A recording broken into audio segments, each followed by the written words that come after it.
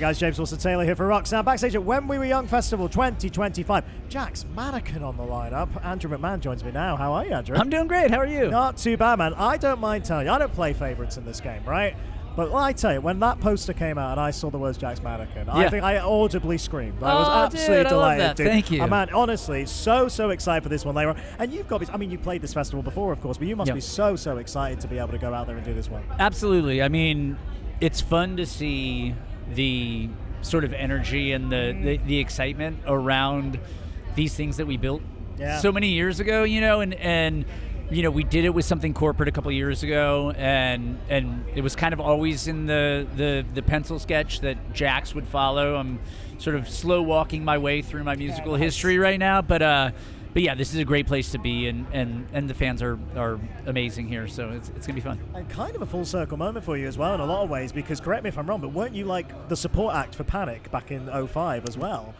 So it was 06. 06, yeah. Right, okay. And I know that first album. I know it well only because I was on that tour up to like 4 days before my wedding. Yeah. So not just give you guys advice. Don't go on tour until 4 days before your wedding. But yes, the Panic guys were, because the record came out in 05, but I was sick through that whole year, and Panic were kind enough to sort of like really bring bring Jack's Mannequin out and like introduce us to the world and to their crowd. Yeah, lovely full circle moment to be all back here today then. There we go. And obviously like 20 years now since Everything's in Transit. Like, I mean, that's right. Just what a crazy anniversary, but how lovely to see.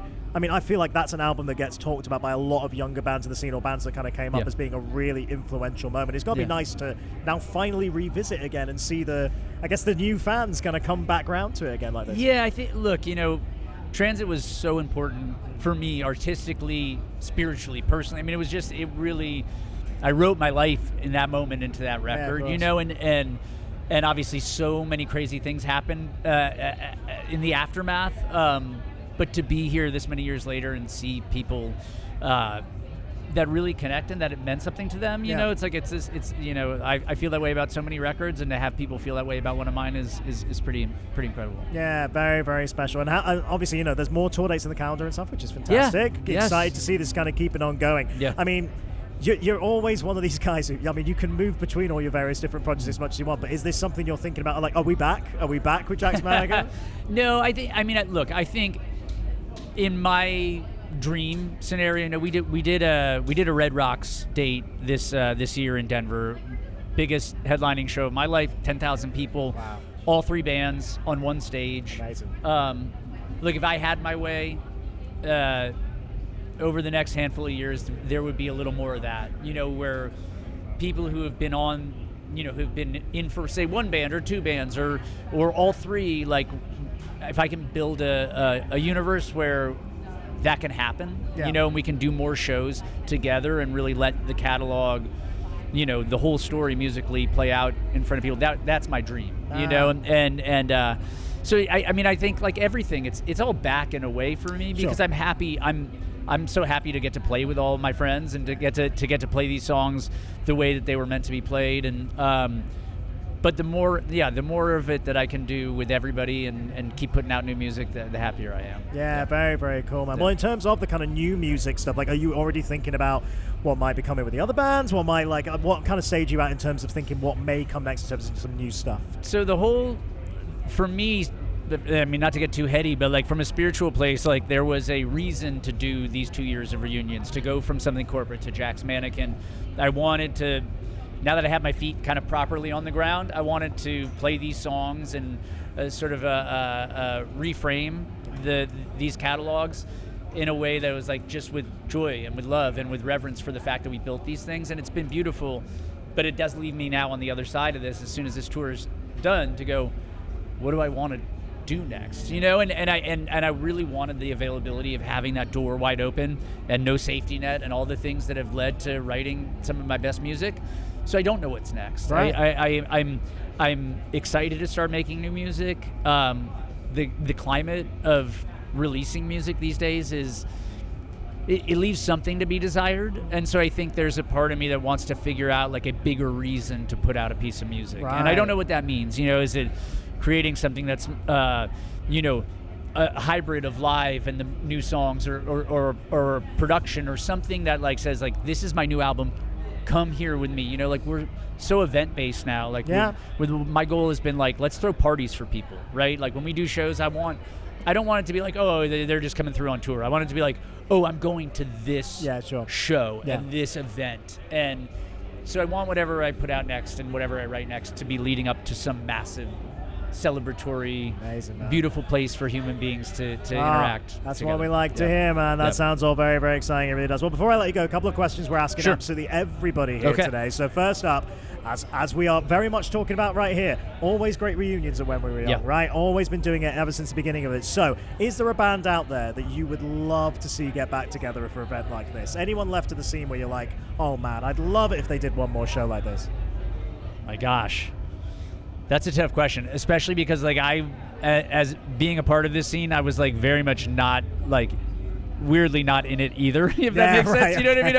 I was always like the oddball piano player dude in the background.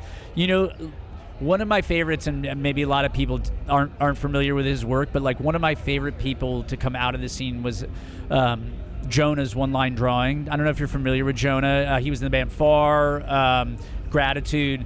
But like, I'd love to see Jonah on one of these stages. He was, I saw him open up for Jimmy Eat World on the Clarity record at the Troubadour, and I was like, this guy is, like, it was a very early sort of hero for me out of this scene, and I think it would be a shame not to platform him at one of these events. Yeah, very, very smart choice there. I love that. Next up, we've been asking everyone definitively. I'm trying to do a survey here. What's the best Blink-182 song? Let's just get it out there. What is it? What is it? Let's Damn make a it! decision. It's Damn It. I'm not the best guy to ask that question. I love Blink, but like, for me, it's like that's how I heard of Blink was like, being 15 years old and being driven around in friends' cars and hearing that lick come on the radio and going, this is the shit. Like, I'm in. It does the job, doesn't it? Absolutely does the job. All right, final question for you, man. This is going to be a fascinating one. That or Mother's Day. Sorry, that or Mother's Day. Really. Nice cut. That one's always in my head, by the way. There we go. And it's not a good one to have. I have a daughter. You don't want to be caught singing that one. But yes. You got to watch the audiences with that one. Yeah. We do this thing called the 7-song set list, right? Okay. So let's pretend you are only allowed to perform the same 7 songs every night for the rest of your career. What songs make the cut? And I'll let you go across multiple projects. I'll let you go special with this. So pick the 7. Like right now, like I'm deeply into Crashin' by Jack's Mannequin, which is like a deeper cut, but it's, for me, is one of my favorite songs and says a lot. Cecilia, Dark Blue, Mixtape. How many is that? That's 4. That's 4. 3 to go. I Woke Up in a Car. Okay. And then it's not one of my tunes, but it's one of Josh's Something Corporate tunes, Hurricane, which for me is just, it's so much fun to play, and it's been nice to be back together with those guys to play that song. So I'm gonna throw that on the list. I think one more. I think we need one. I got one more. I think so. Ooh.